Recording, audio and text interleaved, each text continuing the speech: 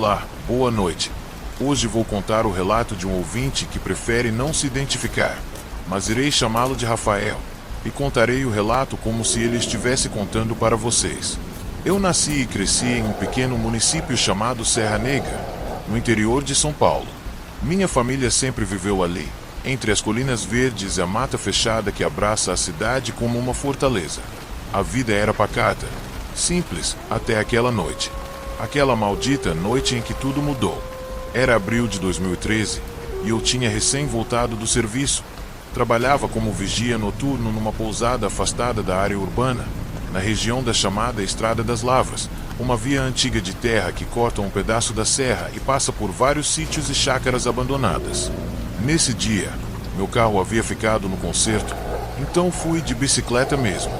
Já tinha feito esse trajeto muitas vezes, mas naquela noite havia algo estranho no ar.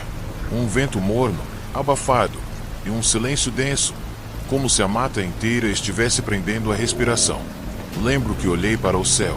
A lua cheia brilhava alta, envolta por nuvens que dançavam lentamente. O barulho dos grilos, que sempre me acompanhava, parecia ter desaparecido. Só o som dos meus pneus na terra seca e o rangido da bicicleta ecoavam no escuro. Foi então que, ao passar pelo velho sítio dos Alves, uma propriedade abandonada desde os anos 90, ouvi um grunhido. Parado, baixo, quase humano. Achei que fosse um cachorro do mato ou um porco selvagem, mas meu corpo gelou. Olhei para a esquerda e vi, entre os arbustos, dois olhos dourados me encarando. Eles pareciam brilhar por conta própria. Paralisado, não conseguia desviar o olhar. Então aquilo se ergueu. Do mato saiu uma criatura que desafiava qualquer explicação lógica. Devia ter quase 2,5 metros, corpo coberto de pelos escuros e desgrenhados, musculoso e arqueado como o de um gorila, mas com traços de lobo, o focinho alongado, os dentes à mostra, e as orelhas pontudas se movendo como radares. As garras, longas como punhais, cavavam a terra conforme ele se aproximava, farejando o ar com violência. Eu tentei correr. Pedalei como nunca. O som da bicicleta batendo nos buracos se misturava ao som das patas daquela coisa na estrada. Era pesado, rápido, estava me perseguindo. Em certo ponto, perdi o controle e caí. Rolei na poeira, ralei o braço, bati o ombro e tentei me levantar. Foi quando o vi, parado bem à minha frente, como se estivesse me analisando. Seus olhos brilhavam de raiva, mas havia algo mais, como tristeza ou dor. Naquele instante, algo inexplicável aconteceu. A criatura soltou um uivo longo, rouco, cortando o silêncio da madrugada. Em seguida, virou-se e correu em direção à mata, desaparecendo entre as árvores como se nunca tivesse estado ali. Eu fiquei ali, atônito, tremendo. Demorei quase meia hora para conseguir andar até a estrada principal, onde pedi ajuda a um motoqueiro que passou. Quando contei o que vi, ele apenas me olhou e disse algo que me arrepia até hoje. Você deu sorte de ter saído dali vivo. Isso aí que você viu é o mal antigo que ronda a Serra Negra nas luas cheias. Já levou muita gente. Voltei ao local dias depois, com um amigo que era caçador. Encontramos marcas enormes de pegadas, como de um lobo gigante, mas com dedões, algo bizarro, quase humano. Os galhos estavam quebrados, havia um cheiro forte de animal e restos de ossos espalhados. Desde então, nunca mais passei por aquela estrada à noite. E sempre que a lua cheia nasce no alto da serra, eu fecho portas e janelas e oro para que aquele uivo da meia-noite jamais volte a me chamar. Se você também já passou por algo estranho, principalmente envolvendo criaturas como essa, conte aqui nos comentários.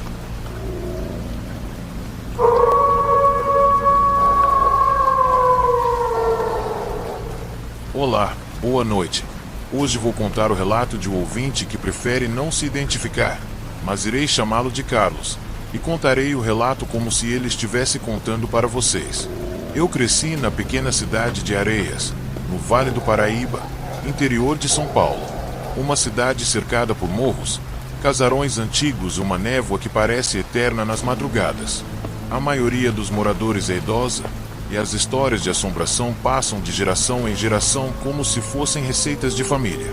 mas uma delas sempre me causou calafrios: a do lobisomem do cemitério velho. Diziam que ele aparecia apenas na primeira sexta-feira depois da quaresma, à meia-noite em ponto, e que rondava o antigo cemitério São Miguel, onde muita gente do século XIX foi enterrada. Um lugar hoje em ruínas, coberto de mato, com túmulos rachados e cruzes tortas. Eu nunca dei muita bola. Achava que era só história de velho, até a noite em que aceitei o desafio de passar uma madrugada inteira lá com meus amigos. Foi em 2016. Eu tinha 22 anos. Éramos 4. Eu, Tiago, Leandro e Gustavo. Levamos lanterna, cigarro e 1 litro de pinga, achando que seria só uma aventura besta. Chegamos às 23h45, pulamos o portão enferrujado e nos instalamos perto do cruzeiro de pedra no centro do cemitério.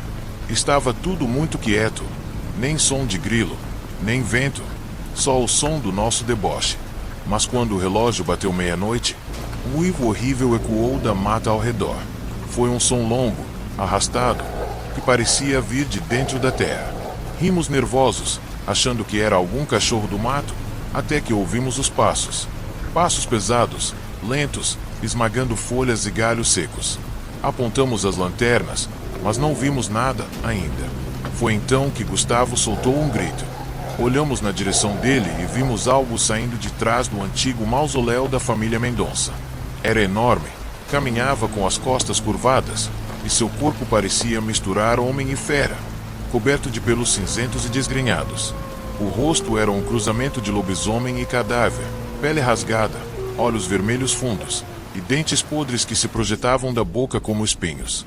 A criatura nos observou por um instante, e então começou a andar na nossa direção. Mas não correndo. Não, como se saboreasse nosso medo. Um passo, depois outro, como quem sabe que a presa já está cercada. Leandro correu. Tiago também. Eu fiquei congelado. A lanterna caiu da minha mão e quebrou. Só via a silhueta, se ouvia o rosnado baixo, cada vez mais perto. Quando me virei para correr, tropecei num túmulo rachado e bati com a cabeça. Apaguei por alguns segundos. Quando acordei, a criatura estava em cima de mim. Sua respiração quente era como vapor, e o cheiro, meu Deus, era insuportável, como carne apodrecida e ferro. Mas por algum motivo, não me atacou. Em vez disso, soltou um rosnado gutural, como se me reconhecesse.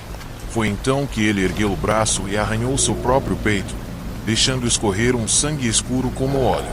Com o dedo, escreveu um símbolo no meu braço, algo que até hoje carrego como uma cicatriz. Depois, deu um salto para trás e desapareceu entre os túmulos, como se tivesse virado fumaça. Fui encontrado por Tiago horas depois, ainda em choque. Ele também viu a criatura. Jura que ela subiu numa das árvores e ficou olhando de cima, antes de sumir completamente como o nascer do sol. Hoje eu evito falar disso com outras pessoas, mas a verdade é que aquele símbolo começou a aparecer em meus sonhos. E nos últimos anos, sempre que a lua cheia da primeira sexta depois da quaresma se aproxima, eu fico inquieto, insone, como se algo me chamasse de volta para aquele lugar. Será que fui marcado por ele? Será que é assim que a maldição começa? Eu não sei.